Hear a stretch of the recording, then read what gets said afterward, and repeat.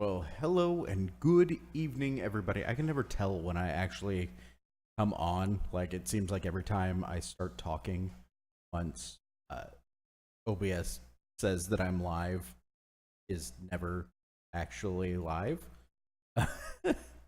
uh, anyway, howdy. It's been a little while. I apologize for not being here around last week. I had some router issues. I think those have been taken care of, and just general life stuff. Hopefully, I'm not going to be gone too much coming up here, but the school semester is starting up tomorrow. Tomorrow's my first day of school for this semester. I get to be the 38-year-old freshman, which I'm not sure if that's something to be proud of because I went back to school at 38, or if it's something that should make me very sad. Either way, I think fine. Didn't get to have the Burning Wheel game tonight. Unfortunately, two of the players. Sorry. Gotta professionally. Yeah, Matt and Nicole, two of the players for the Burning Wheel game, just moved into a brand new place, and I think it was a rough moving weekend, which I totally understand, and it kind of makes everything off track. So we didn't get to do that. I also didn't get to do my GM prep session. I am going to do my damnedest to make that up on this Wednesday. And then Sunday, we should be back in game. In the meantime, though, I thought that maybe it would be fun to do a little more Numenera with funny voices. I think that I'm actually going to go, and once we're done with this stream, I'm going to go and change everything on the YouTube channel. And in case you're wondering, you can look right up here, and there's the link for the YouTube. If you feel like going and checking out past broadcasts or some of the other stuff that I do. Some of it's silly, some of it's not. Most of it's, it's the stuff that I do. But in any case, we're going to get back into it with part 6 of Torment Tides of Numenera with more funny voices. I probably should go back and some of these so that I have some consistency with the voices that I use. But that's not going to happen because I'm just doing this to goof around and play with voices. Should we play a game? Switch over, play the game. There we go. Purdy music and all of that. I keep forgetting that every time I switch over to change something on OBS, it messes up my music. But here we go. We are getting back into it, back into Torment Tides of Numenera. I think that I just dealt with some cannibals last time we played. Let's continue the game.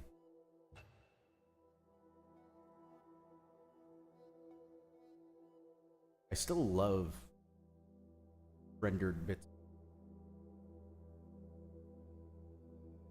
I'm a sucker for good visual.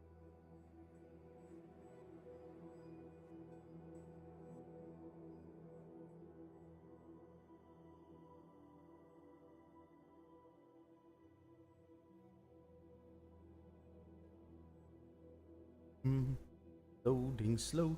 I really need to get a better computer. Or like an Elgato's. Haven't. Oh yes, when we left off, I had just recruited Eritis, the airship pilot. I don't think he's actually a good pilot. He just crashes airships.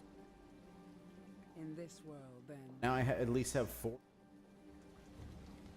And should we should we do what we do every time? We should take a look at our journal, see going on, what we're up to. Main quest, of course, fall into Earth. The two people who have conflicting opinions about where I should go for help. Allegern suggests that I should speak with the cultists of the Changing God, while Callistegi directed me to the Order of Truth. Talk to the Order of Truth. Borrowed and Lost. This is getting a book back for somebody. Hidden Enemy. Search for the road Stickus in Cliff's Edge. Cliff's Edge is where we had left off.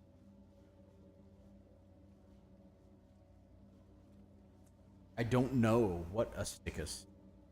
Just Stickus, whatever it is, I don't know what that is. I saw somebody speaking of I don't know, talking about feigning incredulity or ignorance about games, art, which play. I think it was John Harper, the guy that wrote Blades in the Dark, talking about. So it should be obvious. But when I say I don't know what something is, it's because the game hasn't told me yet. It's not like, I don't know why they decided to do this crazy thing.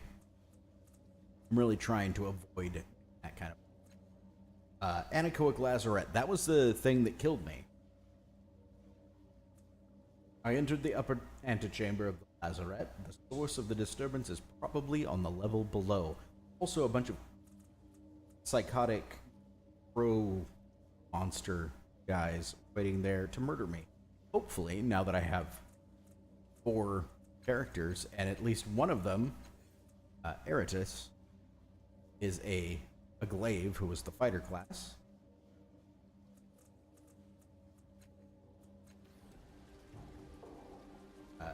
Hopefully now that he's around, I can actually take care of... Alright, so while I'm here, I may as well wander around and see if I can... any of the questions here. I believe there's 2 of them. So there's one, I should find Piquo and tell him that Mother Temaz sent me. Probably somewhere in Cliff's Edge. And finding the rogue Stickus in here somewhere. So since I'm already kind of in this area, I guess I should run around and do. Memovira. That was the name of the organization I couldn't remember last time. It sounds like they're kind of... I don't even know what to call them. Like a weird organized crime dealing with memories. Adelia Glittering? That's an interesting...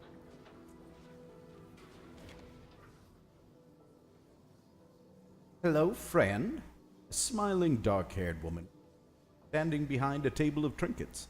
Her eyes are drawn to the 3 small rodents that lazily orbit her head in 3 floating balls.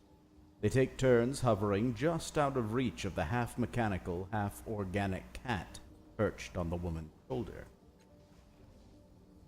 Smile this her face as a small tremor runs through the ground beneath your feet. It's the 7th time today. She glances nervously at the remnants of the structure next door. When that one fell, I heard them screaming, shrieking like the wind was tearing at their bones. She idly turns a couple of the curiosities on her table so the light catches on the various planes and materials. Then the smile returns to her face. Come, tell me which of my treasures. How much for one of the rodent globes? You mean Bay, Boo, and Bow? She raises a hand and unconsciously pets one of the globes as it swings past her right ear. The tiny creature inside squeaks and scampers in a tight circle. The globe drifts out of sight. They are not for sale, my friend. I hope you are not too disappointed. Let me see what you have for sale. Looks like she sells ciphers, in case you're just joining. Ciphers are kind of one-use magical items fairly potent. For the example, this one, as I try and point to it, like you can see where my finger is. This one heals 10 points of intellect, which is one of my 3 sort of oops.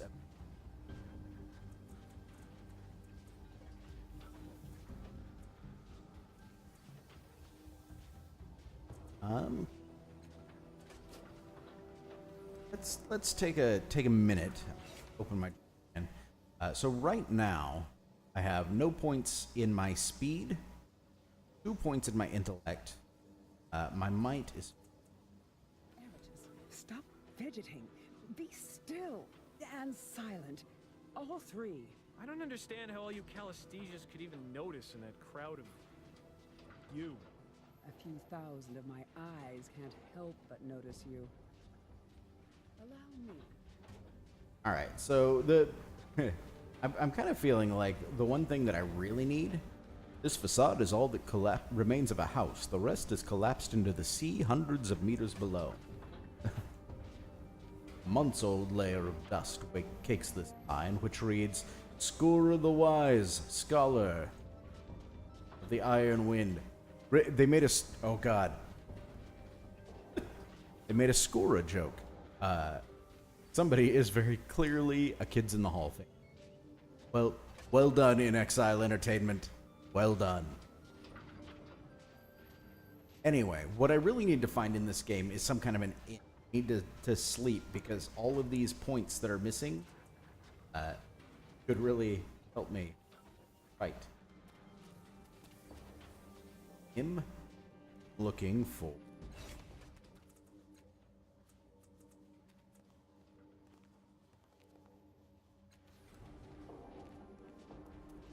Be one of these. The girl stands outside a crumbling old house, playing the flute. She wears a simple dress, and her golden hair falls past her shoulders. The melody she plays is gentle and soft, but it somehow carries to every corner of. As you approach, she stops playing and smiles up at you with large green eyes. Shins for a song, sir? How much? It's 8 shins for a sad song, or 12 for a happy one.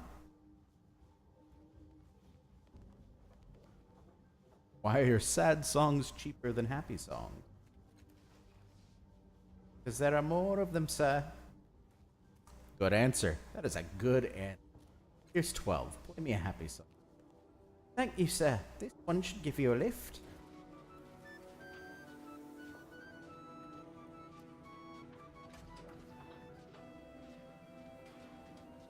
There we go. The girl lowers her flute, looks up at you. You want me to play another? Ask you some questions? All right. Is this your house? Who lives here? Deb and Nim and I live here, but it's their father's house. He's away. She looks back at the house. We should come back and fix it. I think it's going to fall down soon. Where did Zeb's father go? He said he was going to work for someone named the Memavira in the Bloom. He was going to be a guard. She purses her lips. He said he would come back every now and then, but he hasn't. Don't know what's happened to him. The house is in bad shape. She points to cracks around the base of the walls. Those weren't here before, and they're getting wider. We don't go inside anymore except to wash or dress. Come right back out. What about Zeb and Nim? They're my friends. They miss their dad a lot, but we still have fun. Watches out for us. I'm teaching Nim to play the flute. You know who lived in the house next door? A lady named Skura. A nano sorceress, but a nice one. Let us look at all the things in her workshop. Well, almost everything. There was a room where she said she kept the iron wind. We weren't allowed in there. Browns. I think maybe something bad happened to her. One day she wasn't there anymore. Didn't say farewell. What Do you know about the Iron Wind? Just that Skora thought it was dangerous. Never saw it, though. Shrugs. Wish she was just pretending there was something bad in that room. I don't know. Farewell.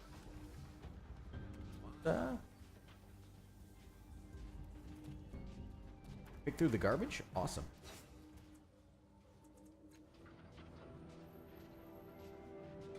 Judging by the tiles, shingles, and bricks that are piled here, these are the remains of collapsed buildings carefully pushed out of sight. Go. Oh, there's the stickus. Oh, that thing certainly looks vicious. Let's take a minute.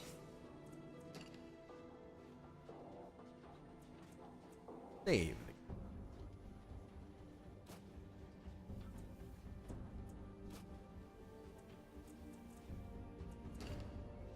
Just in case this goes. Oh, look at that. Fortunately speaking, the that laid these eggs must be formidable. But talk to the stickus. I'll remember that. Partially hidden in the trash of the dump is a strange, frightened, covered in chitin like an insect, but its shell looks thin and soft, and its small and malformed claws seem half-grown.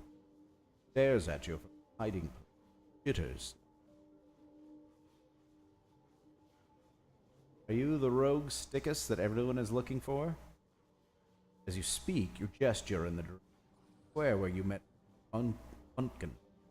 Stickus seems to understand, shrinks back, raising its deformed claws as if to defend itself. It doesn't seem like much of a threat to anyone. Puffs a minuscule amount of vapor from spiracles.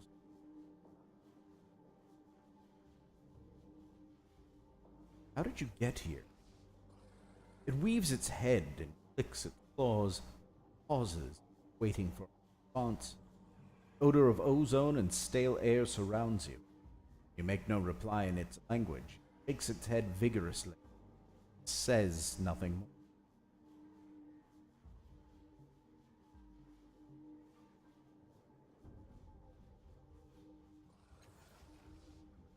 The creature makes vague motions with claws and emits a series of clicks and wet, guttural notes. Oddly, you smell dust and lightning. Some of the sounds are reminiscent of a human with digestive. You're fairly certain it's some form of language.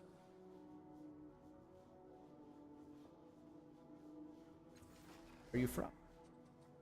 A series of gurgling sounds emerges from deep inside its belly, punctuated by a passive grunt, followed by a scent of sparks struck from rocks and metal. It isn't clear whether the stickus understood you or not. Something about the creature's behavior is familiar, and you realize that you, at least the changing god, spoken to the beasts before, not skillfully, well enough to be understood. Let's see if I can remember the language. Sticka. I only have 2 points. If I blow both of them, it'll get me up to 75%. I kind of want to get this done. I'm going to go ahead and blow it. A murky memory comes to you. A small box resting between you and a patient stickus.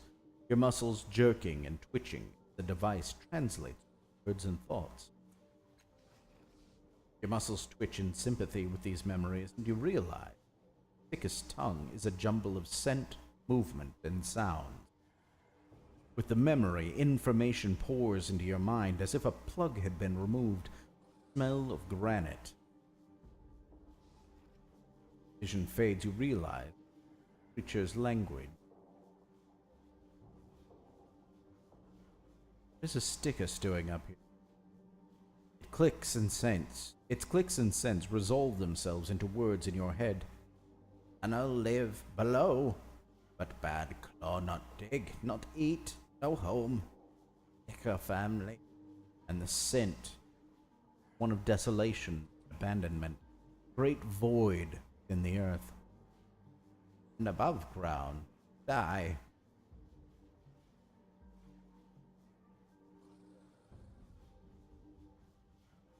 We're sent up here by the other sticker? Remember that. It holds up its malformed claw. Not good. Presses its shell, which bends like leather. Soft like grub. Not strong. Not dig. Not eat. No worth. Trash. Rubble. Even no tunnel.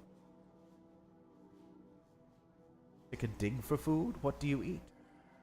It makes a digging motion, dragging its claw against the ground, then with its other fans his stubby talons, like someone miming a bright flash.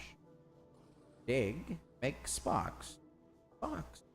Not dig, not make spark. Not eat, hunger.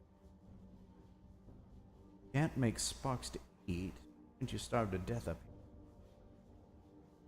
The burrowing of the sticker responsible for making the houses collapse here?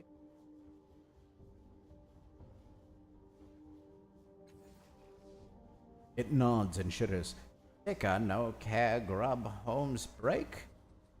No dig? Aye. Taps its chest. Not dig. No claws. No grub home. Can't make sparks to eat. Why haven't you starved to death? Points down the alley. Baby brown grub. Shows you a heap of small electrical devices, all drained of energy. Spark shells. Spark tubes. Points to itself and smells of flint and it. Scent. Gratitude. Are you the stickus everyone is looking for? It waves its deformed claw in affirmation. Scent of mud, sadness, wafts. What are you doing in this garden? Yellow shell grub steel. Here, emits a fierce scent of rotten air and underwater floods. Speak. Dangerous. A man with a yellow shell left you in Cliff's Edge? You mean a man with yellow skin? I'll remember that. Its odor becomes strong, hard rock mixed with veins of ancient metals. Hence.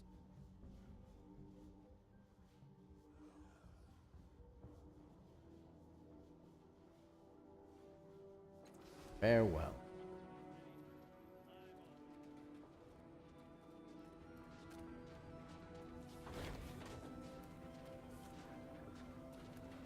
I'll remember that. Zeb, a scrawny boy in rags, reaches out to you. Pass. Sir, please, sir! Now you saw the stickers hiding in the midden. Please don't tell anyone about him, sir. He's not doing anyone any harm. Saw his hands. They're like human hands. He can't dig like the others. It's not him that's bringing down the houses.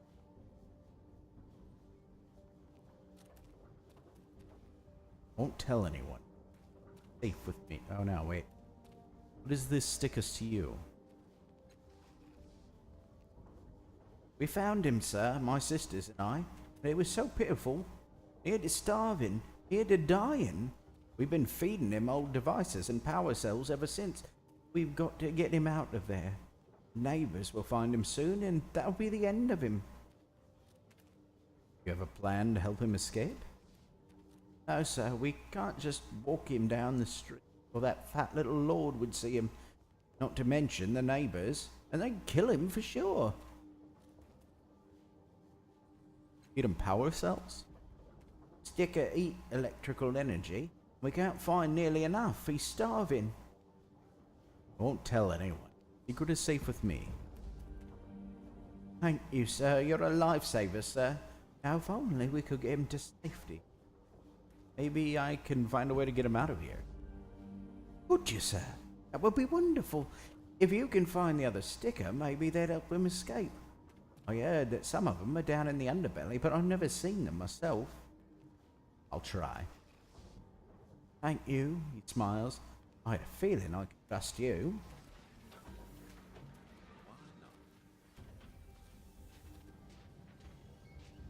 Look, I told you this game with me playing it with silly voice.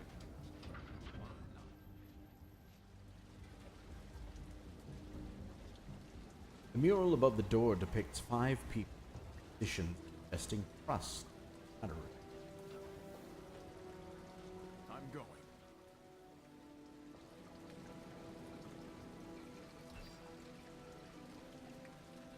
Underbelly. Oh, Fifth Eye Tavern.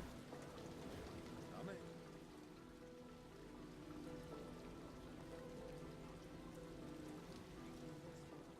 Going to the tavern.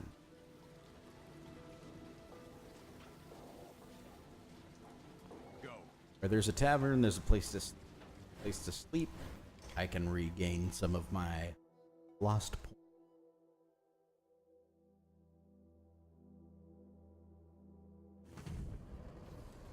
Hello, Calistesias!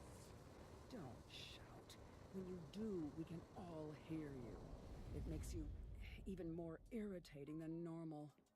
I understand Calistesias! There's nothing better, On it. James, than the intra-party banter. Fun to see characters don't like. Oh man. Okay. So here we go. This guy right here.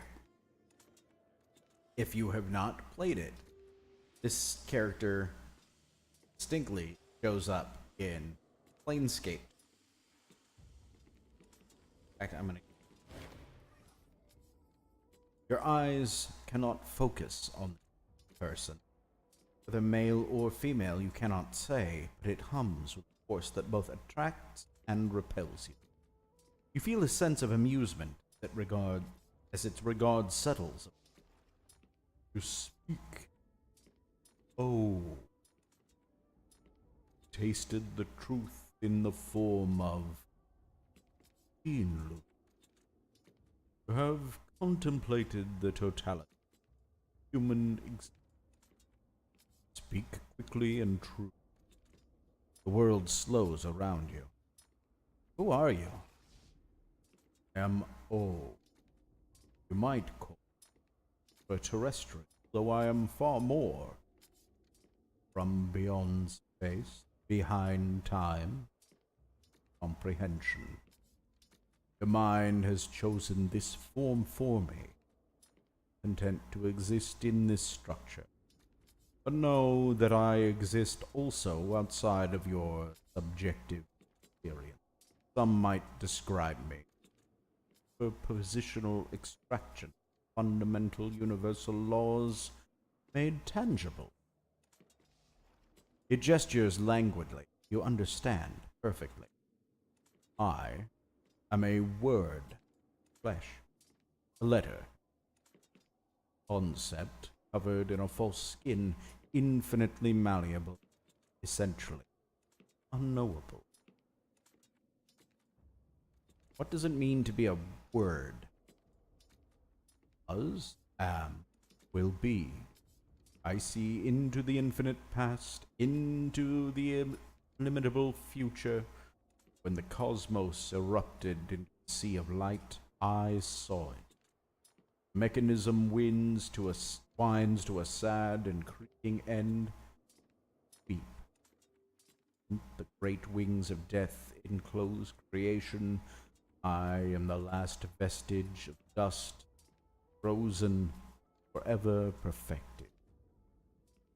What are you doing here? I am here to see the final attempt at entry by the adversary. Here to offer a vision. Leto.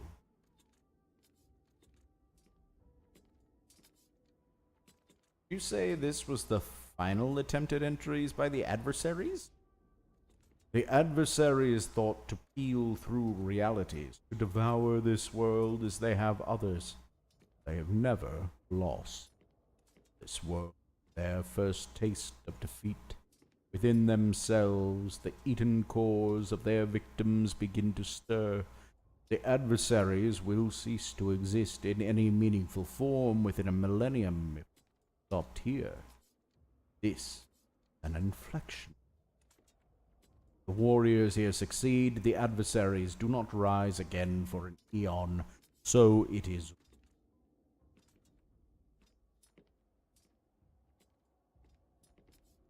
Said you had come to offer a vision to Leto?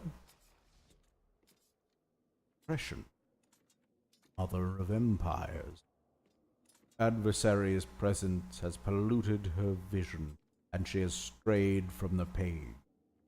I am here to reunite her with the truth. But this story was true, and so it is true. And so, this is not an intervention. The vision will come when you have left. Where did you come from? You would not understand. Let me show you. Its eyes widen, expanding to fill the room. Your vision, consciousness. You tumble into a starry immensity. The swirls of nebula twist and knot, and in the hearts of these stellar clusters roar hungry vortices. You tumble helplessly into a myriad of them at once, torn apart and reformed in an instant, a being of pure light and will. You find yourself standing in the fifth eye again.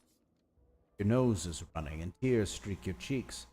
You wipe them away numbly, and you realize your hand is streaked with. I took 1 damage to my health pool. I permanently gained 1 intellect pool. Now my maximum intellect is awesome. Too much information, much knowledge. I shown you more, the energies that bind you together would have failed. Alright, I'm out. Moment. None here will know of our conversation, none will know its nature. None see me, nor will they recognize any sign of me. Even in this remarkable place they cannot know. I give you a gift, cast off, and man. For yours, a true story. Welcomed into the world. It was born from desire and will end in. But no, do not tell your fortune. Light envelops you, and when you open your eyes, O is gone. Last cast off permanently gained 4 health pool. Maximum health pool is now 24. Awesome.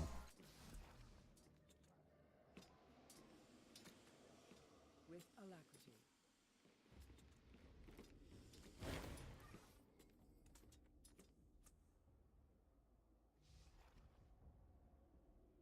You know, I really should stop and talk to all of my party members. Of course.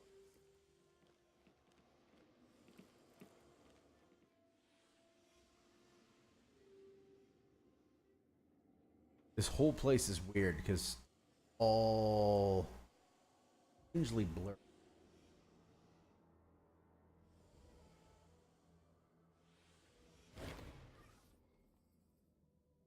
The bartender is a tall, powerfully built man with nut-brown skin and a bushy beard. He radiates strength and confidence. He moves with speed when necessary and remains almost motionless the rest of the time, like a predator waiting to. Yet even when he prepares a drink, he doesn't touch a thing. His brow furrows slightly, and the bottles and glasses lift by themselves. When he sees you, he smiles broadly. Welcome to the Fifth Eye, friend. I am Feria. I'd like a drink. You're in for a treat, friend, a real treat. Assuming you call the possibility of a toxic reaction a treat, of course. He points at the various pipes on the wall. We've positively identified some of these as safe. Smaller subset here is as inebriants or hallucinogens. We got a few that are, well, chancy. As in, sometimes they kill people. Cost for a safe drink is 3 shins. Experimental ones? Those are 10. Talk about the chancy drink. We've got this strange black ichor, thick enough that it's almost chewy. There's a pink sludge, known entheogen, but its strength varies and sometimes kills people. We have one that smells like elderban fruit, and we sometimes use that one to get rid of stubborn grease stains. It's acidic, but, well, maybe it's an acquired taste.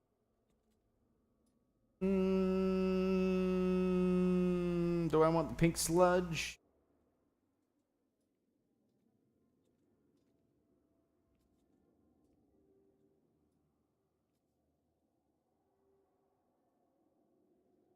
Or the grease cutter, or the black eye core? Do the grease cutter. He wrinkles his nose. Really? On their own head, I suppose. He concentrates, and a bottle floats up over to the tap.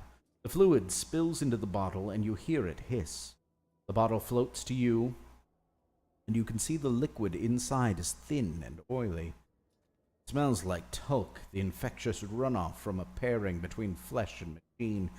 It smells like a trash-eating lock gorged itself on rotten fruit, lost control of its bowels. Hold your nose and down it. Say what you want about smell. The drink packs a powerful wallop. You lose control of your motor functions and stagger breathing. Colors flash across your eyes, and for a moment everything becomes unbearably funny, just before a wave of utter sadness wipes all thoughts after from your mind. On its heels come rage, lust, all the emotions of the human condition, condensed into a perfect, jewel-like moment. Shatters. You're lying on the floor in a pool of your vomit. The last cast-off gains the dazed fettle until the next time the party sleeps. But my blue tide went up, because apparently I like to experiment with all for now.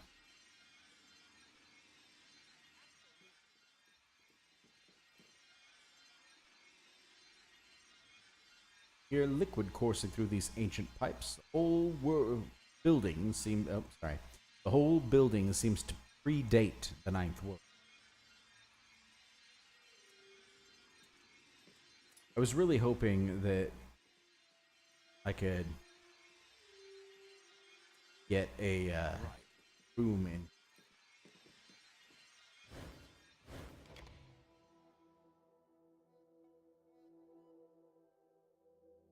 There's got to be some kind of inn, hotel, or something.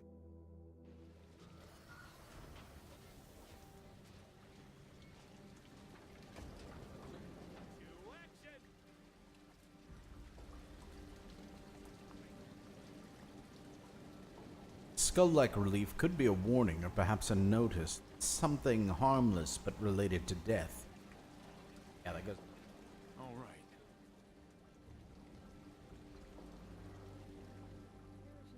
Just tell me, were you always as you are now? You mean dashing, handsome, and with an impeccable sense of timing and wit? Why, yes, of course. How could I have possibly meant otherwise? Naturally. Aiden Citabo? Mox's eye, huh? Magic the Gathering reference? The large muscled man is practicing some form of martial arts as you look on. He's wearing an old white, rough-woven coat with the sleeves torn. Red bandana is wrapped tightly. He seems to be moving much faster than his size suggests as possible.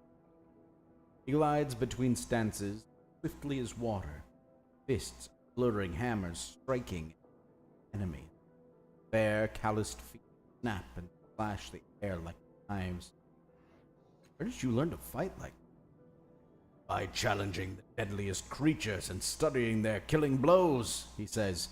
I lack claws or teeth, but I do the best I can. You're very fast. Yes. The dribble's gift.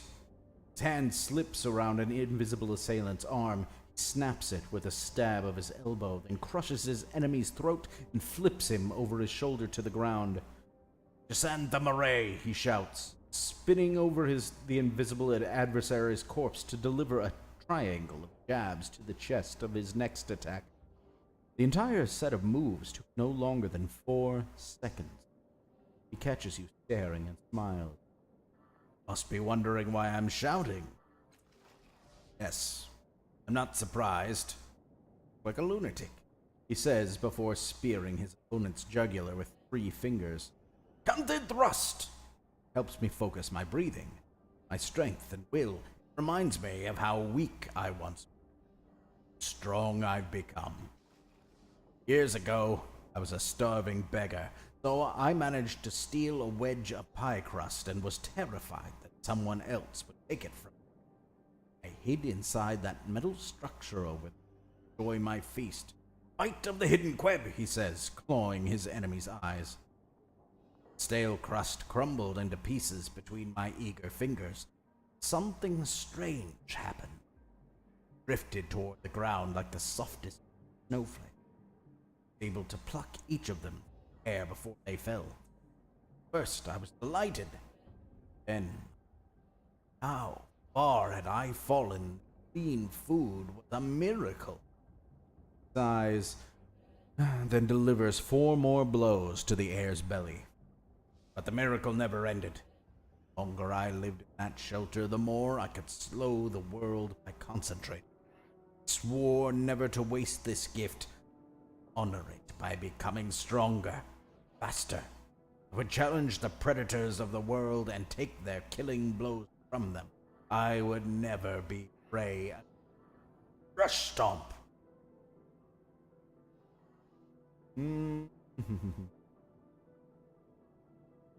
I would play that game with him, but I have no speed right now.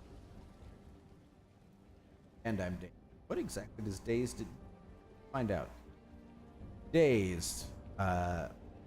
Minus 15%.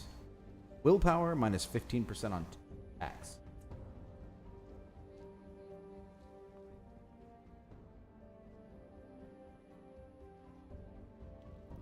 The dilapidated structure has been converted into a cheap boarding house.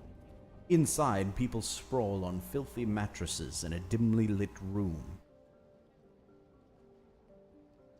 Yes. This house was reduced to rubble when part of the cliff faced. There is evidence that squatters have slept here recently. A ragged blanket, rotted fruit peelings, and footprints in the dust itself. Something scratches in the rubble. Sounds like someone or something in there. Hello? The rubble makes no response. Dig deeper. You crawl partway inside, pushing aside boards and a thin slab of slate. A small girl gasps, throwing up a hand to block the sudden light. Young, no more than 10 or 11 years old, she's made herself as small as possible to fit inside the tiny gap in the rubble. Her hair is dark and curly. Pulls herself deeper into the rubble away from you. Come on out, I won't hurt you. Shakes her head vigorously, trying to shake away. You hear a voice behind you. Told you patience would pay off, lads. Some thugs stroll over. They all carry weapons at their sides, though they all walk with the assurance you don't expect to need them. I swear I checked this hovel, says one of them. Wasn't here. No one was. How did this draw find us so easily? He gestures dismissively in your direction. Don't fret it, beggar. The thug looks up and down, and then calls out in the direction of the rubble. Come on, little bird. Doesn't matter how good you are at hiding. Good to come out sometime.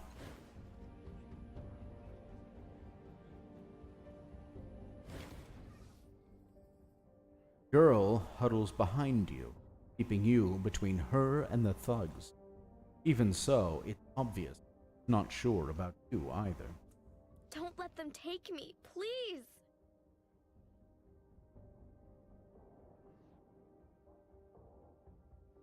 Why don't you want to go with them? You know this girl to the men, or why were you looking? One of the men interrupts. She's lost, he says. Little urchin ran away from her home. Her mother asked us to find her and bring her back safely. That true? No, she grabs your wrist. They're bad men. They want to steal me. Kidnappers? Now that's just crude. The man crosses his arms. We're delivery men, that's all. The means and motivations of our employers ain't none of our business. He sighs, dropping his facade. He turns to you with a look that pleads for understanding. All right, yeah, there is a slaver who put up a fine bounty if we bring her back. It's all legal and none of your business. Best you stay out of it. He says the words kindly enough, but his colleagues' hands are on their weapons. You can't take me! Her grip on your wrist tightens. He found me. He has the discoverer's right. He raises an eyebrow, bemused smirk playing on his face. That's so. Well, Spider Jack, what you say? Coming with us? Taking her from you.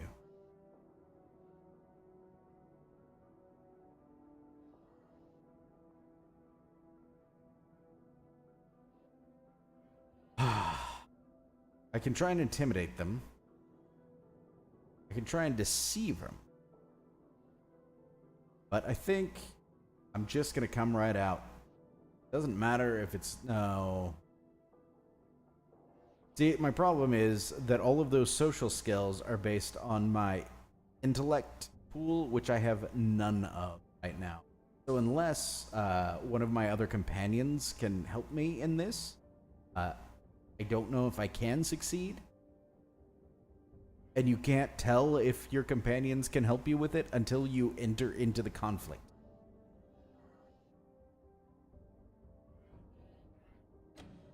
Oh, yes. I got a 40% chance. Oh, he's... Oh no, I still failed. The hooded thug. He mulls over what you said, scowling as he does. Doesn't matter, he says finally. Job's a job and we gotta eat. There's nothing you can say will change our minds. He rubs his chin pensively. Maybe we can make a deal. This girl has been a pain in our collective backside, and taking her back across the city is bound to be a sharper pain still. He snaps his fingers. Tell you what, give me 140 shins and you never saw. Deal?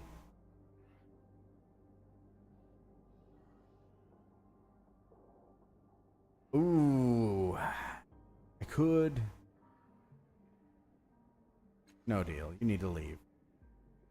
You're right, bastard. You know that? I've got a family to feed. What I need is this bounty. He scowls and draws a blade. You brought this on yourself. That... He lunges, trying to impale you. See if I can try to take the initiative. Dodge and disarm him. This is not going to go well. Oh my god, I actually succeeded. RN Jesus was with me today. You deftly move aside, slamming your fist into his forearm. He cries out and his blade drops to the ground. You snatch it up before he can react and level the blade at his throat. Eyes wide, the thug holds up his hands and backs away. Fine, keep the girl, damn you. We don't want any more trouble. The others gaze at you with newfound respect, shifting their hands away from their weapons. All three of them turn and leave without another word. Gonna reap. Sell that later. Come on, lads. Fuck those guys. Oh God, thank you. They were going to take me back to that woman. I've never met anyone so cruel. When she found me the first time she even... My apologies. I'm still out of sorts. You have my thanks and grace, sir. For a moment, it looks like she might hug you. But at the last moment, she seems to think better of it and pulls up short a half-dozen steps away. She collects herself, standing straight with her shoulders back. Then she nods, a gesture so polite it's almost formal. My name is Rin. My home and hearth and bread are yours to use. Except I don't have any of those things. She blushes then, looking around self-consciously. How long were you hiding in that building? She blinks a little, as if confused or surprised at your question, and she looks around, shifting nervously from foot to foot. This is my place, where Your home? She looks at the shattered wreckage. No, this is just where I was staying. I ran away. My home is a long way from here. I can't even pretend, try and actually do the actresses.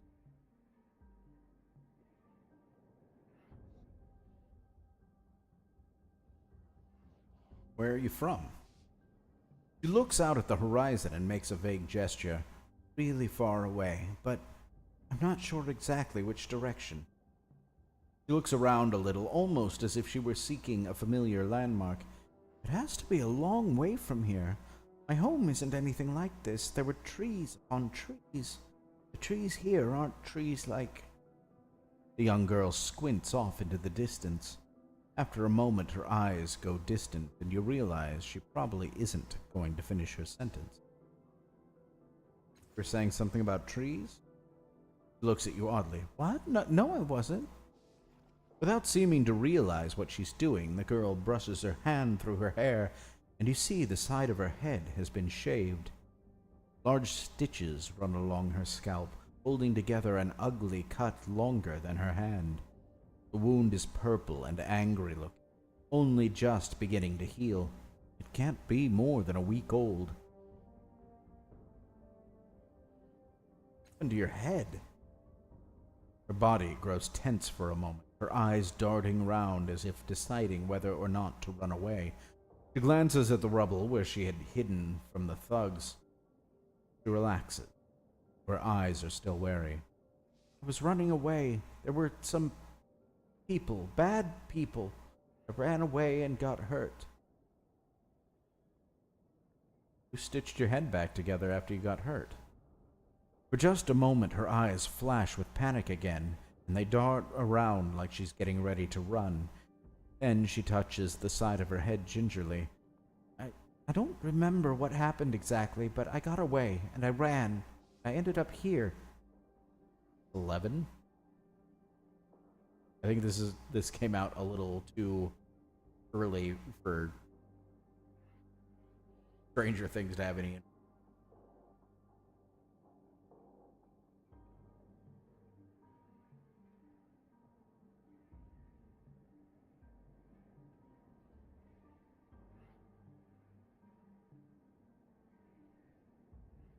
Story doesn't fit. Who fixed your wound and shaved your head? He scowls at you fiercely. I didn't know I was talking to a judge, says angrily. I told you I can't remember, not for days on either side of whatever happened. He looks away, mouth pressed, firm line. I'm sorry, Rin. I was just trying to help. Seems like you've had a rough couple of days. Gives a wavering smile. Oh, it's not all bad. I found some shimmery berries too. Means I got to play. I wonder if this will poison me later. That's always exciting. Is there anything I can do to help? She shrugs nonchalantly. I don't know. Pretty good here, unless you happen to have any spare food you aren't using, or water, or a blanket, or a new bed, or a house, or, anything at all. Rin starts out talking with a playful smile on her face, but then her eyes well up. Her voice stays cheerful even as the tears are running down her cheeks. Wipes them away, embarrassed and angry, but her hands are shaking now, and there are more tears. Words continue to pour out of her. For apologies, it's just that I've been hungry for days. I don't know where I am. My head hurts and nothing makes sense. She laughs then, helpless, with a tinge of trembling panic finally bleeding into her tone. Surround me. I'm all broken in my head. The moon is wrong, and I'm so tired of being scared all the time. I'll take care of you. Come with me. She blinks up at you and gives a huge grin. Really? Then she looks at your companions and seems to shrink away. No, I'm all right. I mean, thank you, but I'm all right. Zara looks pretty bad. Are you okay? She makes a dismissive gesture towards her temple. It's fine. It looks a lot worse than it is, and a lot better than yours. And she smirks, touching the side of her head. The haircut is pretty awful, though, isn't it? I don't think they really needed to shave quite this. You? I don't know. I think it looks dashing. Fashionable, even. You might start a trend. Ooh, my dominant tide changed. She gives a wide grin. Be the envy of every homeless waif in this entire... She gestures grandly at the landscape and hesitates. Pharaoh? Her grin fades as the word comes out of her mouth. Sorry, I meant borrow. Then she pauses and says, no, that's not the right word. I mean borrow. Arrow. Her grin is entirely gone now, and her hands make fists as she looks down at the ground, concentrating. Her lips move, and at first you can't hear anything except for the hint of a whisper. Finally, her body relaxes. Yes, neighborhood. That's the word I was looking for, neighborhood. She looks up and gives you a shaky smile. I offer apologies. It's been a long day. All right, let's talk about something else. Sure.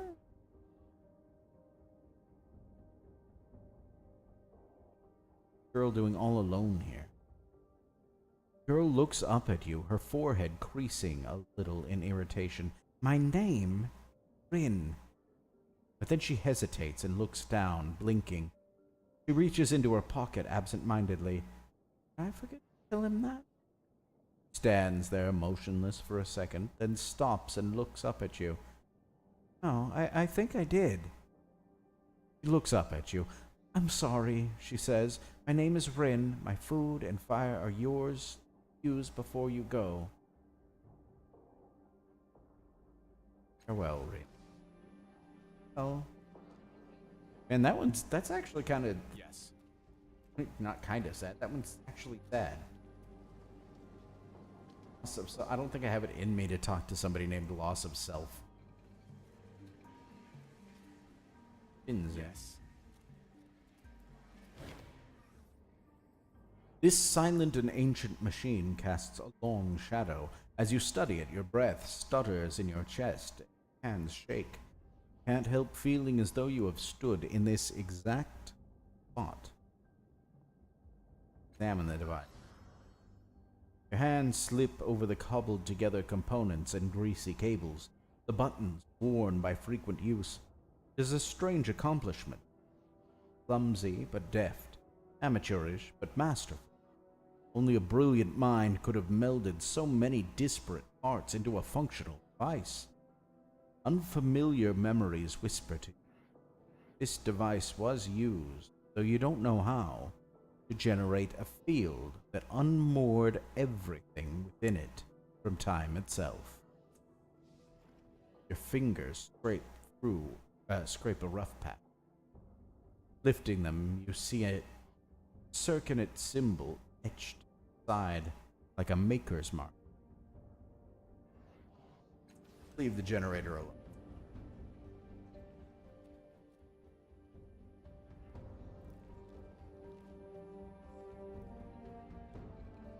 Fine. Naturally. All right. Naturally. Wonder if that's a bug or if there's just All right. something I'm not... You used to playing on the games where you actually have to click on the icon to leave?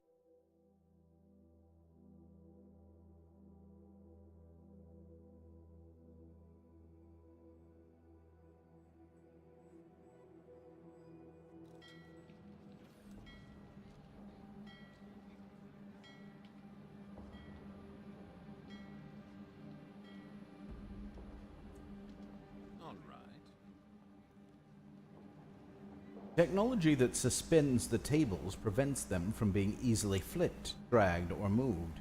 Given the location, this is probably a good thing. Got a lot of people here. Tarnak Hobbs, Barkeep, Sylph. He's done.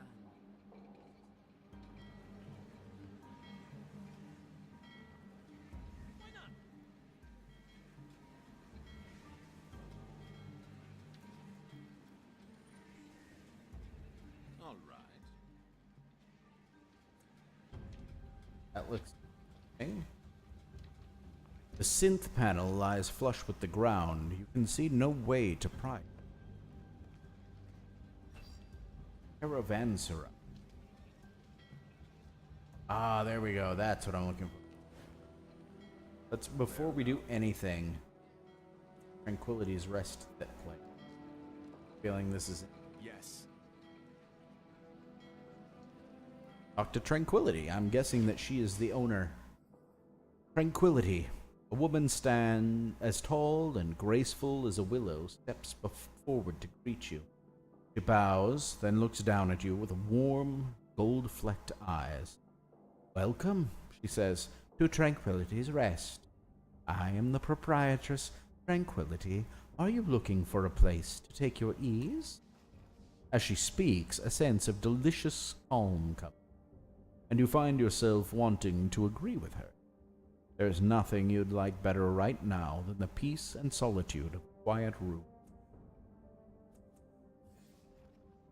Sniffs the air. Oh, that's Calistegi. There's more to this woman's charms than long legs and sweet words. She's giving off some kind of calming pheromone. Interesting. Your perfume seems to contain some kind of pheromones. Are you manipulating me? She smiles faintly. If calming can be said to be manipulating, I suppose I am. But it is nothing more than that. I cannot control minds or influence thought. My scent seems to relax people. That, another trick I learned, convinced me that opening a hostel might lead to success.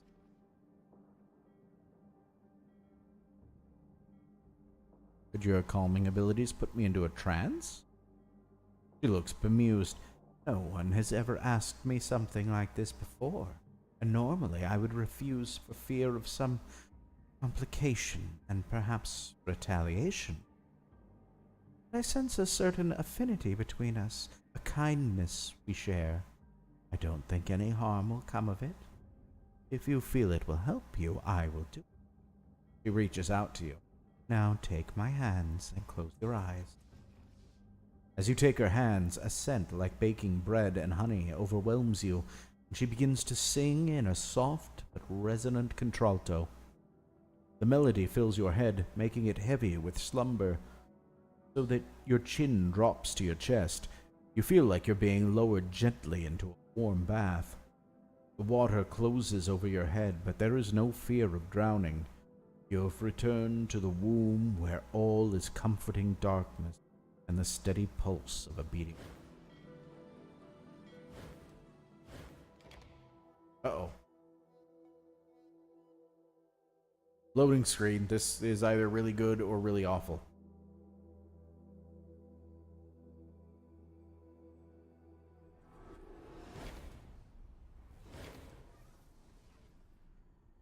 The Spectre. You're looking a lot more well rested than you usually do.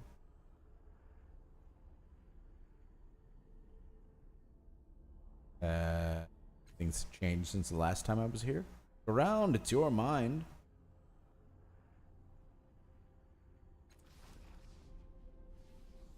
Interestingly enough, this is what happens when my character dies, too. Swirling depth, flicker with mysteries and powers you cannot define. This is a construct in my brain. Yes. The sorrow shattered the mirror, leading you back to the dark fathom. Glass shards hiss when you touch them. Yes.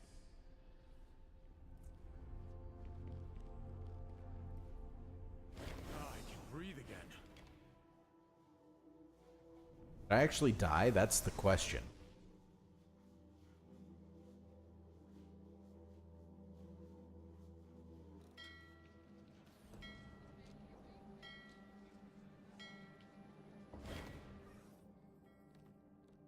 Welcome back, friend. You have been missed.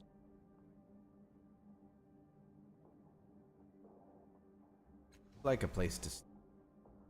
Tranquility smiles. I'm so pleased. I'm sure you will be most comfortable. The price, 20 shins per...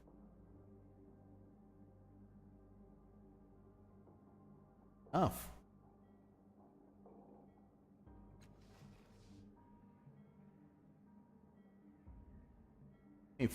She nods.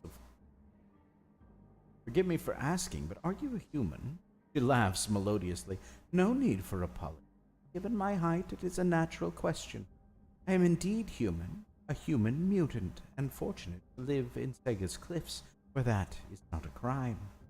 There are very few places in the world where someone like me would even be allowed to clean, let alone own one.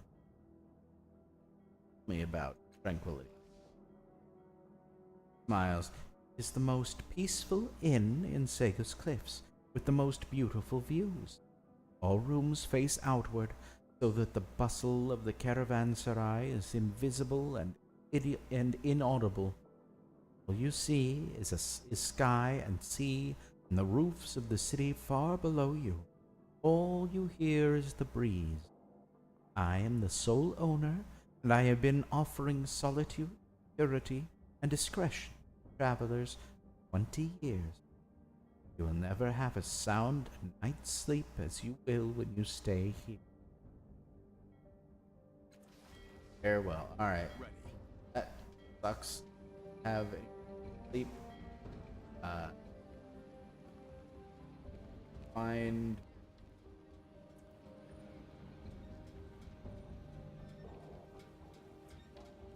some kind. Here comes the boredom slayer.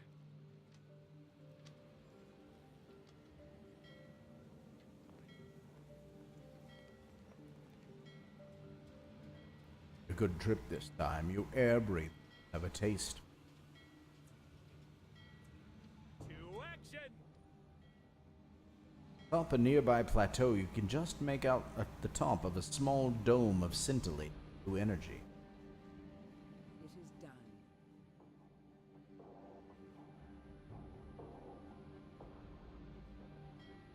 Quijano del Toboso. Quijano del Toboso? This scrawny old man practically rattles inside his dull, indented armor that was clearly made for someone bigger than him. Nonetheless, his eyes burn with a bottomless fire, and his smile, as fierce as it is genuine, flashes beneath his graying thicket of a beard. Another night, he bellows, clapping your shoulders with his gauntleted hands. You barely keep your feet. The man is stronger than he looks. Another hero in search of great adventure. Stand before the wandering knight, Quijano del Toboso. What brings you to the summit of Mount Ethiad? We seek challenges that will test our very limits, Aratus declares. And then we will shun those challenges as unworthy of us and seek quests that take the foundations of the possible, that defy belief. We are not just adventurers, noble stranger. We are the breath of adventure herself. Aratus is a little crazy. Tears well in Quijano's eyes, and he fishes a monogrammed handkerchief from the depths of one of his bracelets. Such a noble company, he says hoarsely, dabbing his cheeks. Such a noble goal. Were I not committed to my own path, I would set to join yours. He sighs heavily. But I will not. Instead, might I seek your blessing? Aratus, would you bless Quijano, as he asked?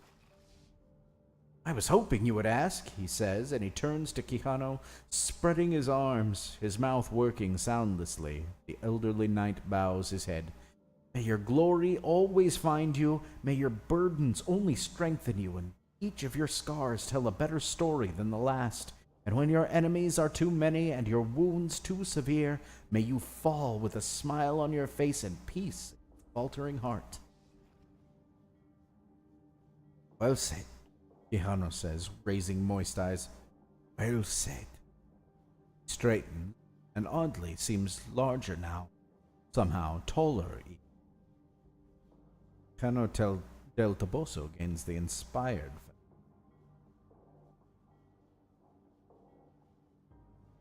Why did you call this Mount Ithiador? It's a city, not a mountain. City, he says, his sweat-beaded brow drawing together. Your senses must have deserted you in the ascent. The heat has baked you for armor. He lays a gentle hand on your shoulder, turning you to the horizon. Do not allow delirium blind you to your accomplishments, good knight. Hail the very heights of Mount Ithiador. Truth, the world beast. Adventure lies in every shadow. I'd start doing Russian. I'm trying to do Spanish. Not working. There's every shadow below us. Every spark, light, best ready for the taking. What brings you up here? You know, he says, I am not quite sure. Memory is not what it was. Recall kneeling before my family's armor in our estate some time ago. He blinks slowly. Perhaps I was weeping. He smashes his gauntlet against his chest, leaving a sizable dent. Can't recall, and it doesn't matter. Then I heard a thunderous roar and beheld a great beast in the skies. I donned my armor, gave chase. What kind of beast was it? By the description, he declares, so I shall describe it to defy impossibility itself. 13 legs, 6 jaws, 1,000 eyes aglitter with malice and flame, scales, the color of clouds. All right, go on. Horrible beast leered down at me, promising destruction, promised it death. Fled across the sky. I followed, darting between the trees. He pauses, frowning. I don't recall much after that. Remember walking, having various adventures along the way, of course, but I cannot recall why I came here. Ah, he says, raising a finger. Of course, I must have had the frankly brilliant notion of scaling this lonely mountain to better spot the beast from afar. He shakes his head, his wispy beard waggling. Alas, nothing so far. That was an amazing story. Thank you. You are most welcome, says, patting her hand fondly. So good to share my tales with a fellow knight. Everyone else raises such peculiar doubts. Farewell, Quijano del Toboso. I wonder if that guy is a potential. This craft is capable of carrying, excuse me, one person, two at most. The interior is richly appointed with satin pillows, and the air feels cooler inside. Coming.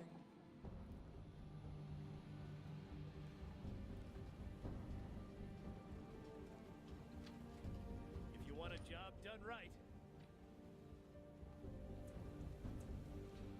So right now, I know I'm just kind of running around here, talking to random people. I am looking for At last.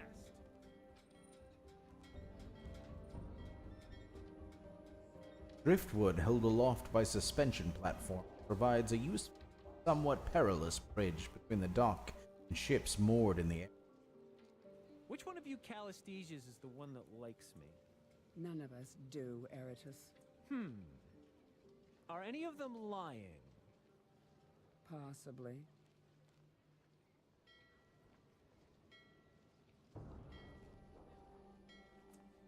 Master Renita?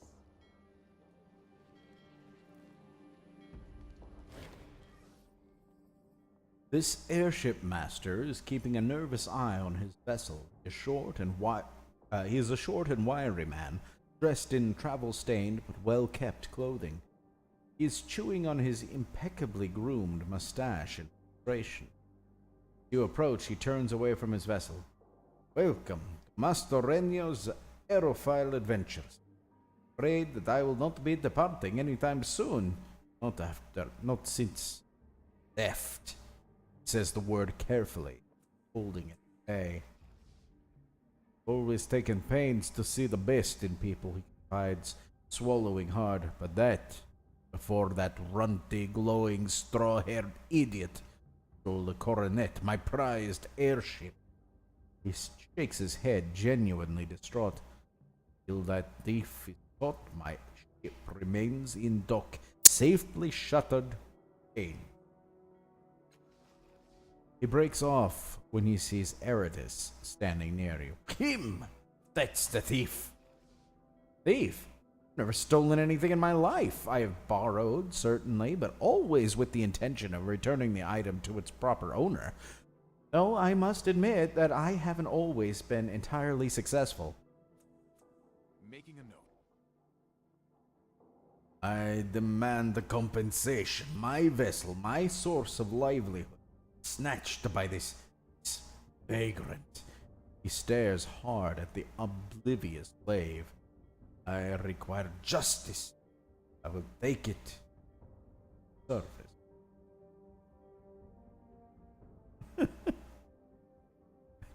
Let's be blunt. Eridus can't be held responsible for his actions. I mean, look at him.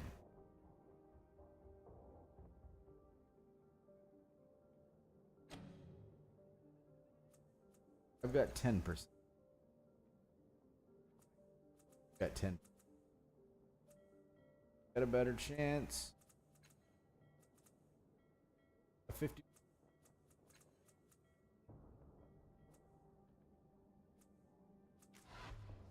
No. Oh. He does so. Eridus is staring suspiciously at a passing mote of dust, as though he intends ambush. No, he may be, Master Renio lowers his voice to a whisper, complete scatterwit, but he has caused me grievous damage. Grievous. Demand compensation. I pay off his debt? Certainly. You'd be responsible for the cost of the airship's current value, filing fees, and assorted labor. He raises his chin. 300 shins, and not one less. Maybe we can settle on another option. What?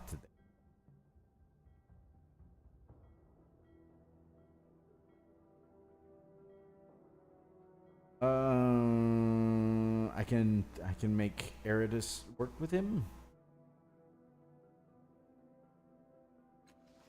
Let's Of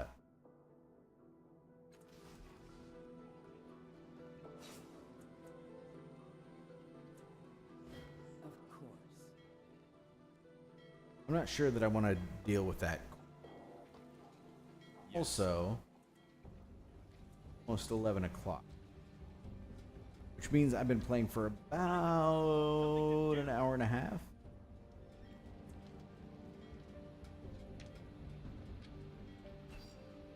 Let's look.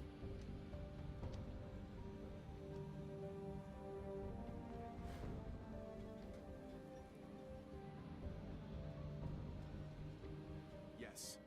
Now.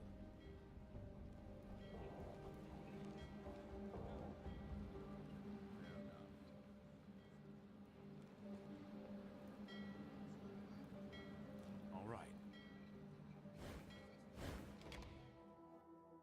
My real curiosity is where there's any place else to sleep in the city. Interestingly enough, I've been playing this game for, It is done. man, what, 7 hours? 6.5 hours at least? How long? Allow I me. mean, I've been streaming it for as long as I'm playing it.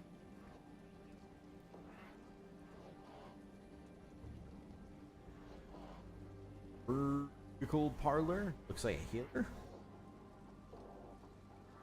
There now. No.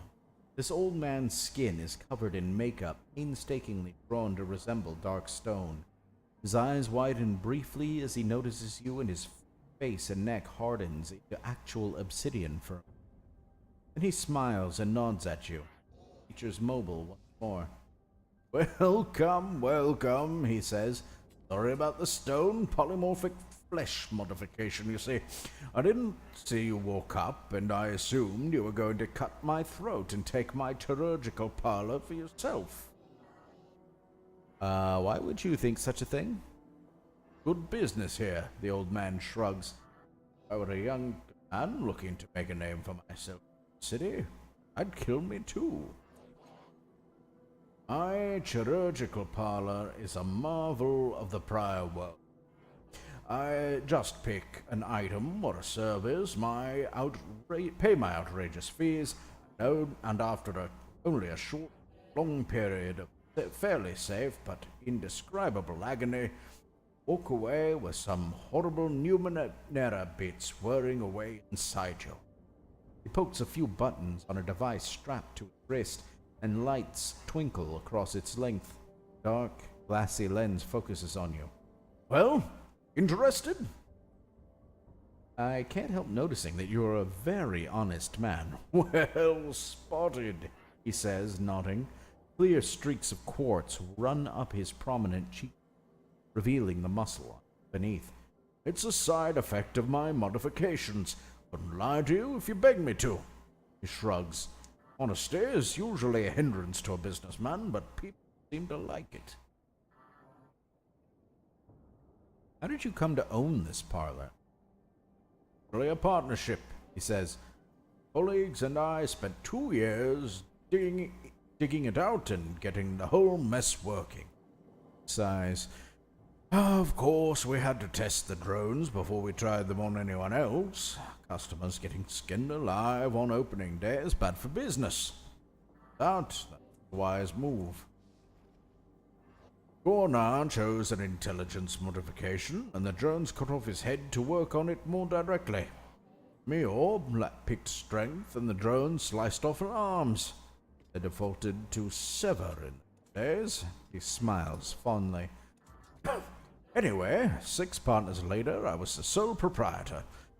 Out the kinks, and here we are, with no fatalities in, he thinks, months. No fatalities in months. Show me your list of items and services.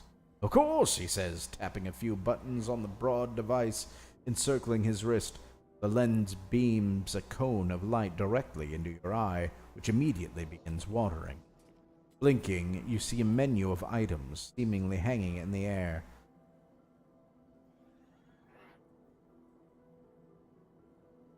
The clawed gauntlets, the jagged memory, the encroaching darkness?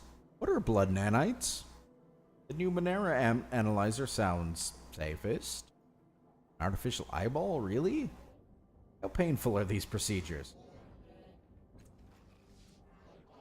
That is a popular question, he says, and it does vary from procedure to procedure, but if you're seeking a general area, he taps his chin thoughtfully. My customers usually range between shrieking for a merciful death and groaning while soiling themselves. Helps.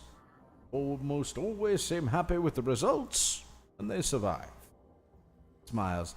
Now, are you ready to buy something? The Numenera analyzer sounds safest? It's quite safe, he says, nodding. Most of the time. Almost 3 out of 5 cases. And the procedure couldn't be simpler. The drone simply saw your skull open, shove an implant into the right spot, and seal everything back up again. Clasps his hands. Once they do that, plant will help you identify the purposes of unknown Numenera. Costs 95 shins, but it pays for itself. No, thank you. Your loss, he says. Interested in anything else? The encroaching darkness? Beguiling name, isn't it? He says, his laugh lines crinkling. I'm glad you like it, because, I'm not quite sure what it does. A living creature, you see, that crawls around your body while you sleep. Eventually, it takes root in your nervous system and, does something. He shrugs. Be good, could be bad. Be both. Certainly won't be boring. 100 shins. Oh, thank you. You're lost. I just like this guy. An artificial eyeball, really?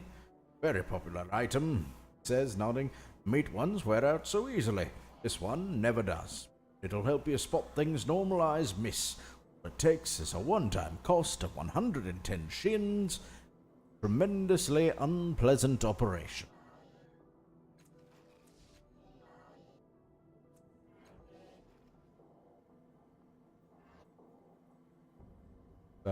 What are blood nanites? It's quite simple, he says.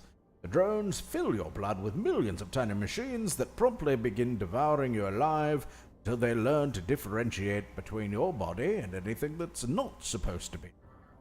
After that, they'll do their level best to purge toxins and illnesses from your body with every pump of your heart. He pauses. In case I wasn't clear, this one is really going to hurt. 95 shins paid in advance.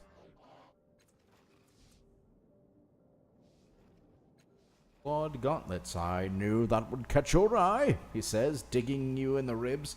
Plant long hollow rods in your forearms with steel blades sheathed inside. Just flick your wrists, out they pop, surprising anyone who mistook you for unarmed. He demonstrates with his unoccupied wrist, making little shh sounds. 125 shins for the weapon and the work both. A loss. Jagged memory. This, he says with a raised finger, it's a tricky one. It's a mesh that fuses through your skin, leaving jagged marks like tattoo. When you attack, always hit your enemy's old wounds, even if, they weren't there before. Told you it was a tricky one. He beams proudly. Yours for 110 shins. No, I'm actually, I'm going to get one of those eventually. Not right. Hey, there's Piquo, the guy I've been looking for the whole time. Piquo, the mutant boy, gazes at the entrance to the chirurgical parlor, flinching at each scratch of razor metal on metal from within. By your estimation, he is in his late teens, but it is the size of a young malnourished child. Arms are little more than bone wrapped in red speckled skin. A raw line zigzags down between his mismatched eyes and over his blade of a nose, pointing directly at his thin lips. He sees you looking, and bird-like muscles flex in his frail jaw. Get a look, he says, lifting his chin.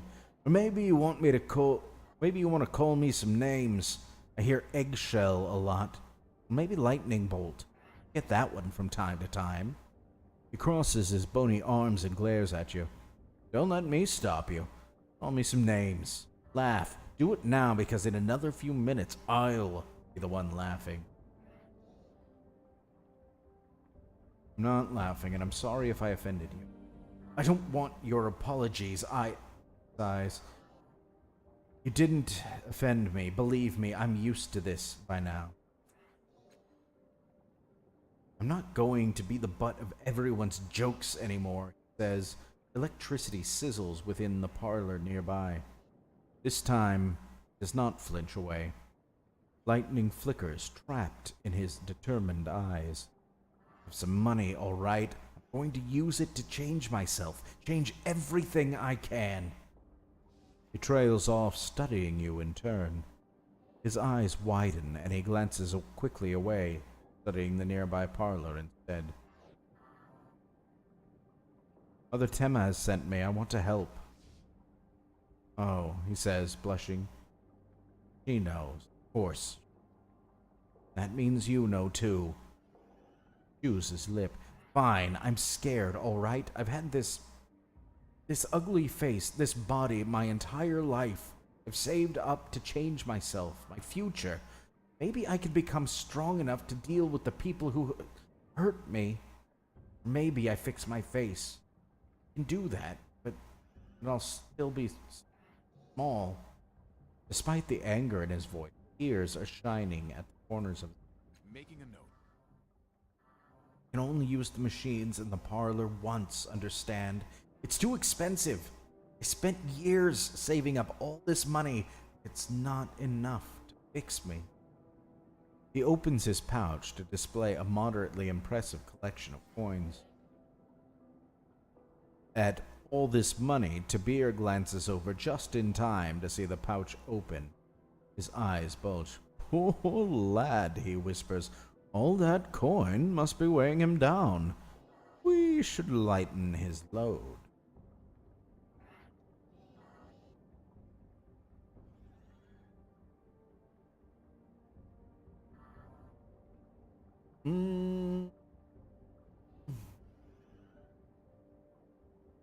Can think of better uses for your money besides changing your appearance. Huh? He says, blinking rapidly. He thrusts out a belligerent lip. Like what?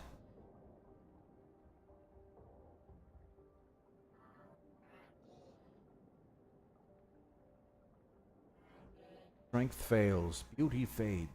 That money to get an education.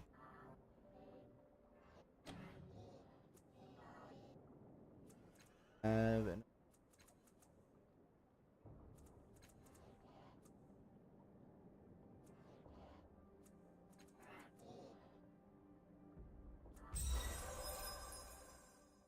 just gonna burn through all of this stuff. I know what you're saying, Pico says. Worked hard to save up my shins. Why should I give them to the Order of Truth? Oh, dearest, Callistegi says, shaking her head. I understand. You want to escape your body. Who doesn't? An education will do more than enrich your prospect. She waves a contemptuous hand at the chirurgical parlor. My colleague is correct. Flesh rots, dear. Our minds are finer tools, unbreakable one. I understand, Pico says, casting one longing look at the parlor. I guess that's why I was hesitating. I didn't want to spend all that money to temporarily fix half my problem. He gives both of you a tentative smile. I'll talk to the Order, thank you.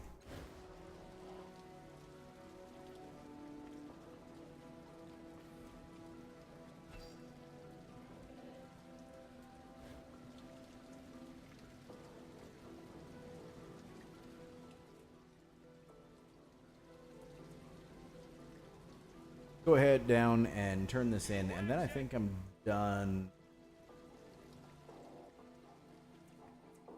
In an instant.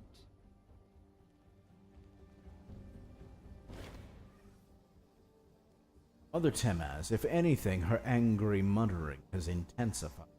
She drags the chain of beads between her knuckles, staring into space. What now, my lad? She says. I need to talk to you about Pico. Aye, what of him? I've solved his problem. Have you? Mother Temaz's eyes unfocus, and her fingers trace the borders of the hollow bead. I hope you did, she says at last. Education will last him a lifetime, or until his mind fails him, does some. She shakes her head. No, you did what you thought was right, but I wonder if the lad will use what he learns to overthink his problems higher up. She roots about in a saddlebag hanging at her hip. Take the call, lad, you earned it. I'll remember that. Off with you. I've done here enough. You've done enough here. Full shield. Oh. before I log out, let's see what this is.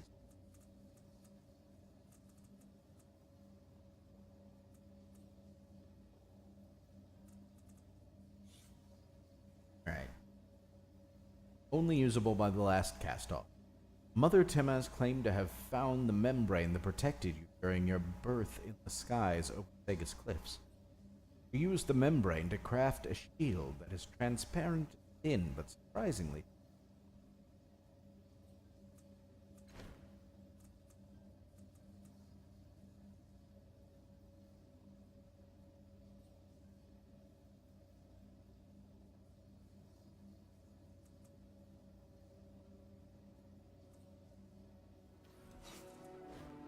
At last. and I think go ahead and save the game here.